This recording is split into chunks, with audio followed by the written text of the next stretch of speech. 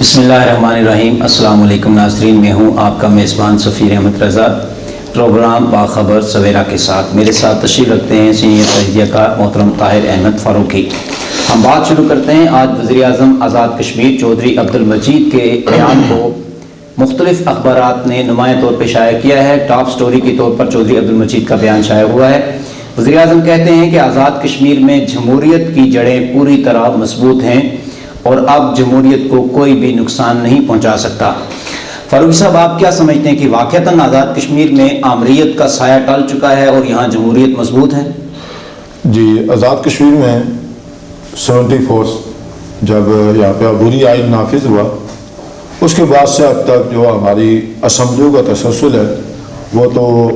اللہ رب العزت کا بڑا کرم ہے کہ جو برقرار رہا اور عام انتخابات ہوتے رہے۔ پاکستان میں اس عرصے میں ماشاء اللہ آئے ماشاء اللہ گئے، لیکن آزاد کشمیر میں یہاں کے سیاستدانوں کا اور پھر سیاستدانوں سے بڑھ کر عوام کو ایک کریڈٹ ہے کہ انہوں نے اس نظام کو تیس نیس نہیں ہونے دیا اور کسی نہ کسی انداز میں چلایا۔ لیکن جس کو آپ بنیادی جمہوریت کہتے ہیں اور جس کو آپ کہتے ہیں کہ اقتدار میں عوام شریک ہیں، وہ بذاتی نظام یہاں پہ ایک طویل عرصہ ہو گیا ہے، غالباً 20 سال سے زیادہ جی بعد سے یہاں پہ وہ بنیادی نظام بلدیاتی نظام نہیں ہے۔ اور جس کی وجہ یہ ہے کہ جب یہ جو اسمبلی میں ہمارے ممبران اسمبلی بیٹھے ہوئے ہیں، انہوں نے قانون سازی چھوڑ کے ٹوٹی نلکے کی جو سیاست ہے، ہر کام تبادلہ ہو، تکراری ہو، کوئی تھانے کچہری کے معاملات ہو، یہ چاہتے ہیں کہ یہ سب انہی کے ہاتھ میں رہیں اور عوام ان کے براہ راست ان کے رابطے میں رہیں، عوام ان کے علاوہ کسی اور کے پاس نہ جا سکیں۔ تو یہ نظام کو ایک طریقے سے انہوں نے اپنی مٹھی میں بند کیا ہوا ہے۔ جب تک بنیادی بلدیاتی انتخابات نہیں ہو جاتے، اختیارات جو عوام کے نمائندے ان تک منتقل نہیں ہوتے، اس وقت تک ہم یہ تو نہیں کہہ سکتے کہ جمہوریت کی یہاں پہ جڑیں بہت مضبوط ہیں۔ البتہ یہ کہہ سکتے ہیں کہ جو ایک جمہوری نظام ہے اس کا تسلسل قائم و دائم ہے۔ بیرسٹر سلطان محمود چودھری کراچی کے دورے پر ہیں اور وہاں پر انہوں نے اپنے کشمیری کارکنوں سے خطاب کرتے ہوئے کہا ہے کہ لوکل گورنمنٹ کی ترقیاتی اسکیمیں ہڑپ کرنے سے تبدیلی کا راستہ نہیں روکا جا سکتا۔ بیرسٹر سلطان محمود چودھری نے الزام عائد کیا ہے کہ مختلف محکموں سے ترقیاتی اسکیموں کو اپنے جیالوں میں تقسیم کیا جا رہا ہے اور اپنے کارکنوں کو نوازا جا رہا ہے اور اس کے ساتھ نئے ووٹرز کو خریدنے کے لیے یہ ترقیاتی اسکیمیں استعمال کی جا رہی ہیں۔ یہ درست بات ہے؟ جی، پہلے تو شکر اللہ کا کہ ہمارے جو سلطان محمود چودھری صاحب ہیں یہ عموماً بیرون ملک دوروں پہ ہوتے ہیں اور وہاں پہ جلسے جلوس تقریبات میں مصروف ہوتے ہیں۔ ان کو تانا بھی دیتے ہیں کبھی کبھی لطیف اکبر صاحب جی، وہاں پہ انگریزوں کے ساتھ تصویریں بنواتے ہیں اور یہ شائع کرا دیتے ہیں جی کہ سفیروں کے ساتھ ہے، حالانکہ ایسی بات نہیں ہے۔ سلطان محمود صاحب واقعتاً وہاں پہ کشمیر کے حوالے سے کام کاج کرتے ہیں۔ اب یہ کراچی ہے، وہاں جو حلقہ انتخاب ہے مہاجرین کا، اس سلسلے میں گئے ہوئے تھے۔ دیکھیے، یہ پاکستان پیپلز پارٹی کی جو موجودہ حکومت ہے اس کا یہ الزام ہے کہ مسلم لیگ نون کو وزارت امور کشمیر کونسل کے ذریعے یہاں پہ اسکیمیں دے رہی ہے، اور اسی طرح مسلم لیگ نون کا اور یہ پی ٹی آئی والوں کا یہ الزام ہے جی کہ آزاد کشمیر حکومت یہاں پہ محکمہ بلدیات کے ذریعے اسکیمیں دے رہی ہے۔ اب یہ ہر طرف سے الزامات سامنے آ رہے ہیں، ابھی تک کسی نے اس کے ثبوت سامنے نہیں لائے۔ تو ہر جماعت کے لیڈر کو اور رہنما کو چاہیے کہ وہ یہ الزام برائے الزام کے بجائے ثبوت سامنے لائے، تاکہ لوگوں کو پتہ چلے جی کہ یہ بات سچ کہہ رہے ہیں، اس بات میں وزن ہے، اور پھر عدالتیں موجود ہیں، عدالتوں سے رجوع کریں۔ اور جو بنیادی چیزیں وہ ہے کہ ثبوت سامنے لانے چاہیے تاکہ الیکشن کمیشن اس پہ نوٹس لے۔ ایک اور بڑی خبر ہے، کرنل نسیم خان نے مشتاق منہاس کی مسلم لیگ نون میں شمولیت پر اپنی قیادت سے ناراضگی کا اظہار کیا ہے، اور لگتا یہ ہے کہ کرنل نسیم مشتاق منہاس کو ٹکٹ ملنے کی صورت میں آزاد امیدوار کی حیثیت سے الیکشن لڑ سکتے ہیں یا کسی اور جماعت میں بھی شامل ہو سکتے ہیں۔ جی، کرنل نسیم صاحب جو ہے یہ بیرسٹر سلطان محمود صاحب کی جب یہاں پہ پیپلز پارٹی کی حکومت تھی اس وقت یہ پیپلز ورکس پروگرام میں وزیر اعظم سیکریٹریٹ پاکستان میں فرائض سر انجام دیتے تھے اور پیپلز پارٹی کا حصہ تھے اس حوالے سے۔ اس کے بعد یہ سفر کرتے ہوئے آزاد کشمیر کی سیاست میں آئے اور وہاں پہ ایک حلقہ انتخاب ہے، اس سے انہوں نے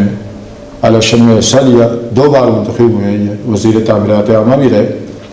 اور یہ سفر کرتے کرتے مسلم لیگ نون میں چلے گئے مصری کانفرنس سے۔ تو آپ کے بھی علم میں ہمارے علم میں بھی ہے کہ اس حلقہ انتخاب میں جماعت اسلامی کے امیر عبدالرشید ترابی صاحب بھی ہیں، موجودہ وزیر صحت سردار قمر صاحب بھی اسی حلقے سے منتخب ہیں،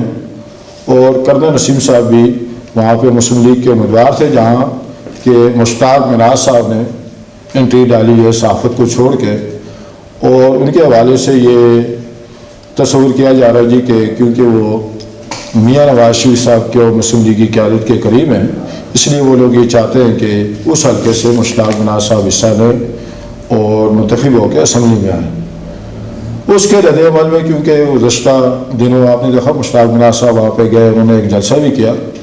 گو کہ اس میں مسلم لیگ آزاد کشمیر کی نہ صرف مرکزی قیادت موجود نہیں تھی بلکہ جو اس ڈسٹرکٹ کی قیادت تھی وہ بھی موجود نہیں تھی۔ دوسرے دن وہاں پہ کوئی گزرا ان کے گھر پہ گئے، کرنل صاحب نے اس حوالے سے شدید رد عمل کا اظہار کیا ہے۔ اب اس میں جو ان کے جو حلقہ انتخاب ہے، اس میں اس کو کیا کہا جائے کہ وہاں پہ پارٹیوں سے زیادہ برادریوں کا جو ایک نظام ہے وہ زیادہ ہے۔ کرنل صاحب اپنی ایک برادری کے اس وقت نمائندہ ہیں، سردار قمر صاحب وہاں پہ مغلوں کی برادری کے نمائندہ ہیں، اسی طرح یہ جو مناس برادری ہے مشتاق صاحب کی، تو یہ بڑا المیہ ہے جی کہ وہاں پہ برادریوں کا ایک زور ہے، برادریوں کی بنیاد پہ ووٹ دیے جاتے ہیں، پارٹیوں کا اتنا ہولڈ نہیں ہے جتنا وہاں پہ برادریوں کا ہے۔ تو کرنل صاحب غالباً اسی برادری کے رجحان میں پھنسے ہوئے ہیں، اور انہوں نے اپنی برادری کو راضی رکھنے کے لیے یہ غصے کا اظہار کیا ہے۔ لیکن میرا خیال ہے کہ کیونکہ یہ ایک تو راجے بھی ہیں، اوپر سے یہ سابق فوجی بھی ہیں، ریٹائر کرنل ہیں، تو دونوں کیفیتیں ان کی مل گئی ہے اور انہوں نے شدید رد عمل کا اظہار کر دیا ہے۔ ان کو یہ جلدی نہیں کرنی چاہیے تھی، کم از کم پارلیمانی بورڈ کا جو پروسیس ہے اس کا انتظار کرنا چاہیے تھا۔ لیکن آپ نے جو شروع میں بات کی کہ یہ الیکشن ضرور لڑیں گے، چاہے وہ آزاد امیدوار کی حیثیت سے لڑیں یا کسی اور جماعت میں جا کے لڑیں۔ جی ایک اور بڑی خبر ہے، مختلف اخبارات نے ٹاپ سٹوری کے طور پر شائع کی ہے، اور پورے آزاد کشمیر میں نہ صرف بلکہ پاکستان کے مختلف علاقوں میں بھی شدید بارشیں جاری ہیں، اور ان بارشوں سے بڑے پیمانے پر تباہی اور اس کے اثرات سے عوام کو تکلیف کا سامنا کرنا پڑ رہا ہے۔ نیلم جہلم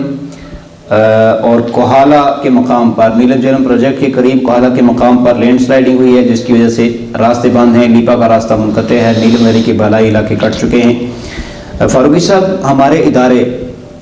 PWD ہے، NHA ہے اور دیگر ادارے، آپ سمجھ سکتے ہیں کہ وہ اپنی ذمہ داریاں پوری کر رہے ہیں؟ جی یہ ادارے جو یہاں پہ موجود ہے، ہمارا PWD ہے، اس طرح دیگر ادارے بھی ہیں، لیکن جس طریقے سے ان کو اپنی ذمہ داریاں ادا کرنی چاہیے اس طریقے سے ادا نہیں کر رہے ہیں۔ اس کی بنیادی وجہ یہ ہے کہ ان میں ٹیم ورک نہیں ہے۔ اگر یہ تمام ادارے مل کر اپنی ذمہ داریاں بانٹیں، تقسیم کریں، تو جس قدر بارش ہوئی ہے واقعتاً یہ لینڈ سلائیڈنگ ہونی تھی، راستے بند ہونے تھے، اور اسی حوالے سے تیاریاں بھی کرنی چاہیے تھی، تو وہ تیاریاں سامنے نہیں آئیں۔ پھر ایک بڑا وجہ یہ بھی ہے جی کہ یہ جو ہماری کوہالہ شاہراہ ہے، اس کے بند ہونے کی، یا یہ برارکوٹ شاہراہ ہے، اور پھر پونچھ سے جو ہمارے پاکستان کی طرف راستے ہیں جو اس طرف جاتے ہیں، اس طرف جو راستے بند ہوتے ہیں، خاص کر یہ جو ہمارا KP کا ایریا ہے، یہ کوالے کے سامنے، اس جگہ پہ KP گورنمنٹ کی کوئی مشینری اس سامنے والی سڑک پہ نظر نہیں آتی، جس کی وجہ سے پنڈی سے آنے والے لوگوں کو بھی اور یہاں سے جانے والے لوگوں کو بھی بڑے مسائل کا سامنا ہے۔ تو ہماری حکومت کو وہ KP حکومت سے بھی رابطہ کر کے ان کو یہ مجبور کرنا چاہیے جی کہ آپ یہاں پہ آپ کی ذمہ داری ہے، ہم وہاں پہ جا نہیں سکتے، آپ اس کو صاف کریں، آپ اپنی مشینری لگائیں۔ اور اسی طرح جو ہے آپ دیکھتے ہیں مری تک جو ہے وہ مشینری بڑے پیمانے پہ لگی ہوئی ہوتی ہے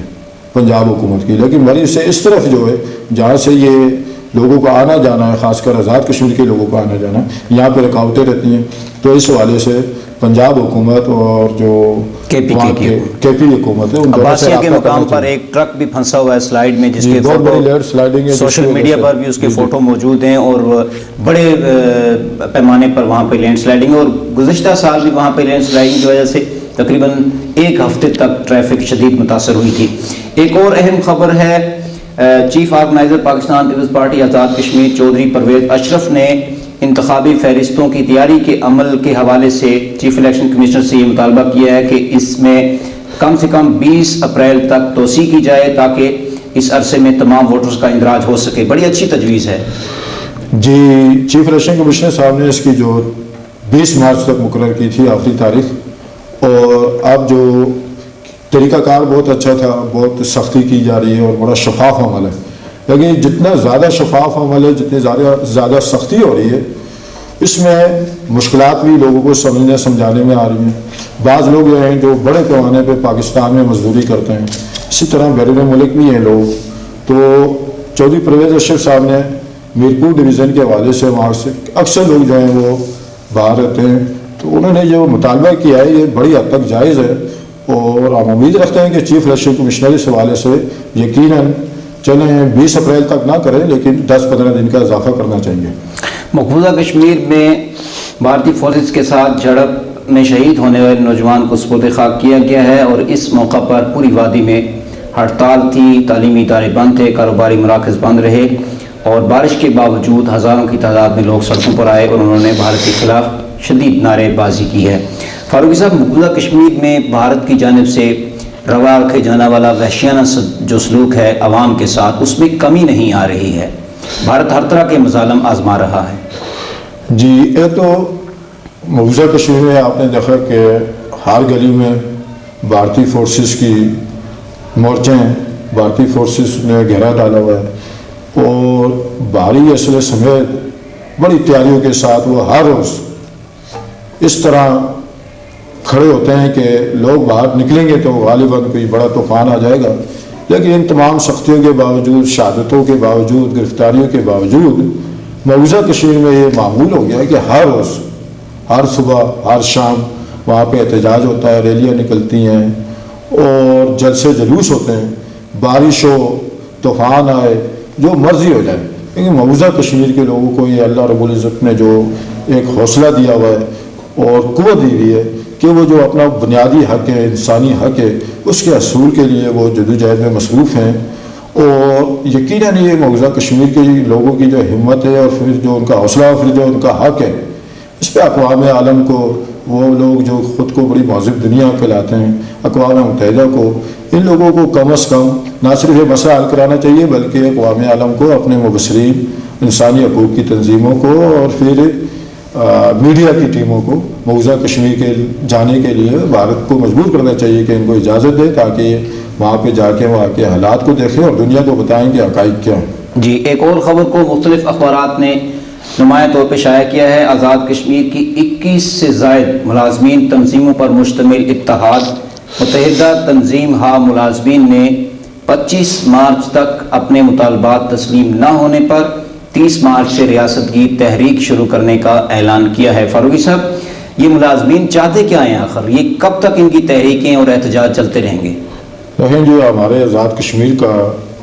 جو بدقسمتی سے گزشتہ 10-15 سال سے حالات ایسے ہو گئے ہیں، اور سرکاری جو ہماری محکمے ہیں اور اس کے اوپر جو حکومت ہے، کوئی سمجھ نہیں آ رہی کہ یہاں پہ کوئی نظام ہے کہ نہیں ہے، کوئی کون کس کو جواب دے، مطالبہ کس سے کیا جائے، حل کون کرے گا. یہ سارا سال سے ہر روز ہی ہم دیکھتے ہیں، ہفتے بعد، مہینے بعد اتنی کال جو ہے وہ سیاسی جماعتیں نہیں دیتی جتنی ہماری ملازمین کی تنظیمیں دیتی ہیں. اگر ان کے مطالبات جائز ہیں تو جس محکمے کے متعلقہ یہ لوگ ہیں ان کے سیکرٹریز کو بلا کے ان کو پوچھنا چاہیے کہ کیا آپ کا مطالبہ ہے، اس کو آگے بڑھانا چاہیے. لیکن اس وقت جو یہ کال دی گئی ہے، یہ اس لیے سمجھ نہیں آ رہی تھی کہ اب مہینے بعد میرا خیال ہے الیکشن شیڈول کا اعلان ہو جائے گا. گورنمنٹ ساری الیکشن کمپین میں،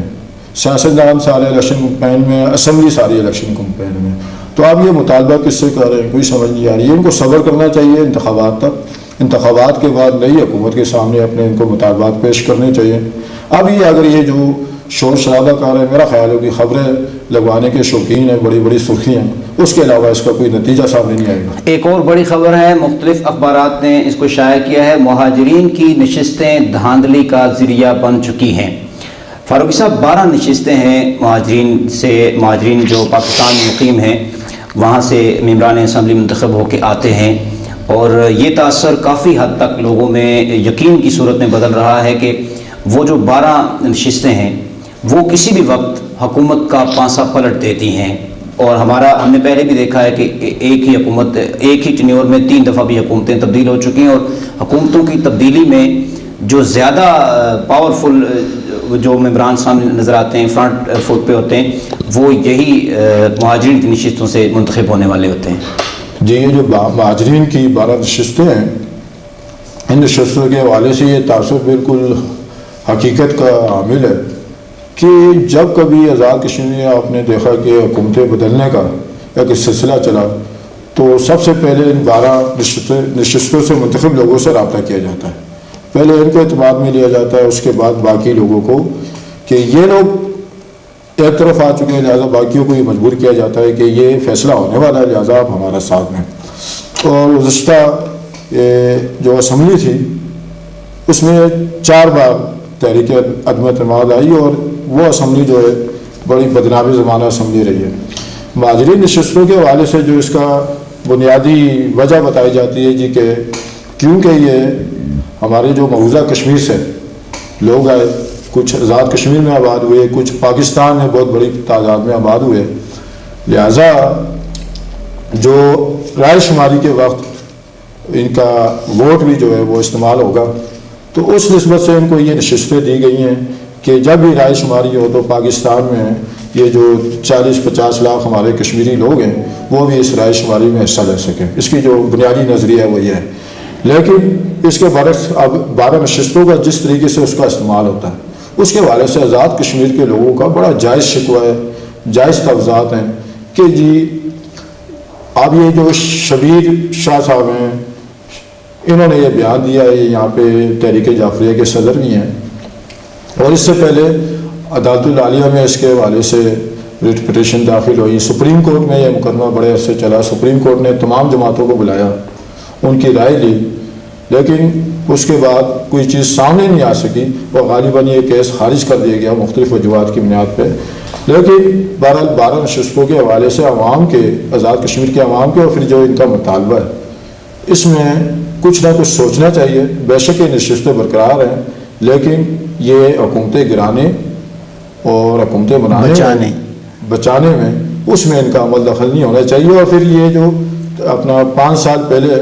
ایک نئی روایت شروع کی ہے انہوں نے کہ جی مہاجرین جو MLAs ہیں ان کو بھی ترقیاتی فنڈز دیے جاتے ہیں۔ اب یہ جتنے ہمارے مہاجرین بھائی ہیں یہ پاکستان کے شہری ہیں، بالکل وہی ان کو حق حاصل ہے جو پاکستان کے شہری کا،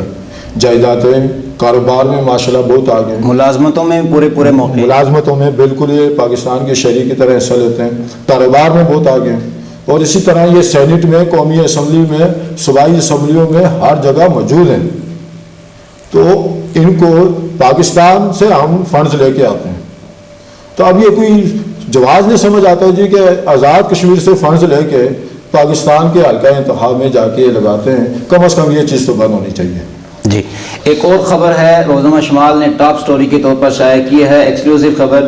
محکمہ IT بورڈ نے لینڈ ریکارڈ کمپیوٹرائزڈ کرنے کا جو منصوبہ شروع کیا تھا وہ ناکام ہوتا نظر آ رہا ہے، اور لینڈ ریکارڈ پر کام کرنے والے پٹواریوں کو 3 ماہ سے تنخواہیں نہیں مل سکی ہیں۔ فاروقی صاحب، یہ بہت ہی ایک اچھا سٹیپ تھا اس حکومت کا کہ جو ہمارا یہ پٹواری والا نظام ہے اس کو کمپیوٹرائز کیا جا رہا ہے۔ لوگوں کو ایک نقل کے حصول کے لیے بعض اوقات 2 مہینے چلنا پڑتا تھا، خاص کر جو دور دراز علاقوں سے لوگ آتے ہیں۔ تو اب جب یہ نظام کمپیوٹرائزڈ ہونے جا رہا تھا تو بڑی امید کی کرن پیدا ہوئی تھی، لیکن اس کی حالت یہ ہے کہ ان کے پاس فنڈز ہی نہیں ہیں۔ جی، یہ جو IT بورڈ قائم کیا گیا تھا اس کا بنیادی مقصد یہ تھا جی کہ تمام محکموں میں کمپیوٹرائز سسٹم رائج کیا جائے۔ ہم اس چیز کے بہت بڑے حامی ہیں جی کہ اگر CMH میں یا کسی بھی محکمے میں ہنر کے حوالے سے، ٹیکنیک کے حوالے سے کوئی دستیاب نہیں ہے مقامی طور پہ، تو اس کو ہمیں پاکستان سے ان لوگوں کو یہاں پہ لانا چاہیے، ان سے خدمات لینی چاہیے اور پھر آگے لوگوں کو بھی تربیت دینی چاہیے۔ لیکن اس کے برعکس ایک صورتحال ہے کہ جب سے آئی ٹی بورڈ بنا ہے اس کے ڈی جی ایک ہیں، اور جو حکومت آتی ہے وہ اپنی جگہ پہ رہتے ہیں، وہ کنٹیکٹ پہ ہیں، وہاں پہ بحیثیت ڈی جی خدمات سے انجام دے رہے ہیں۔ تو اس کی سمجھ نہیں آ رہی کہ وہ ڈی جی صاحب کس کے ماتحت ہیں، کس کے ماتحت نہیں ہیں، وہ کون سا فون ہوتا ہے جس کی وجہ سے وہ تسلسل سے قائم ہے۔ ان کی کارکردگی سامنے آنی چاہیے، اگر نہیں ہے کارکردگی تو وہاں پہ ذمہ دار لوگوں کو آگے بٹھانا چاہیے۔ جب تک اس محکمے کا کوئی ذمہ دار